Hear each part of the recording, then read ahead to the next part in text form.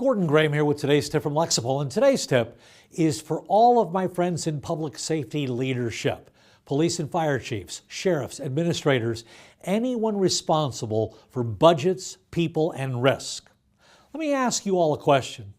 How many overdose calls did your people run last year? How many times were they exposed to fentanyl and other opioids? How many critical incidents did they carry home with them at the end of the shift in the form of stress, trauma, and injury? Now here's the follow-up question. Are you aware, as a leader, there may be funding set aside to help you address these exact issues? Across the country, states and local governments are receiving opioid settlement funds. This is not a grant you missed, and it's not a one-time payout.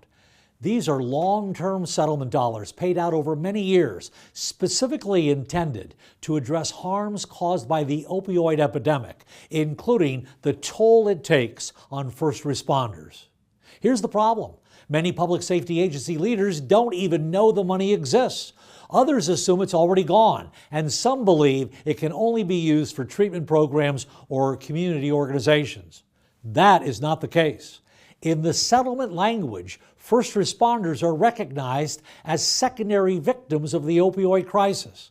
That matters because it opens the door to funding for first responder training, wellness, safety, peer support, and policies tied to overdose response and high-risk substance exposure. In other words, the very things that your people do day in and day out. In many jurisdictions, counties and cities already have opioid settlement funds sitting in accounts. They don't get spent because nobody asks the right questions. So here are some practical takeaways from this tip. 3 questions you need to ask. Do we have opioid settlement funds allocated to our city or county? How much is available? And what's the process to request these funds? If your agency is running overdose calls, managing risk associated with opioid misuse, or struggling with the cumulative stress that comes with this work, the funding was meant for you. The money's there, it's ongoing, and it's already within reach. And that is today's tip from Lexipol. Gordon Graham signing off.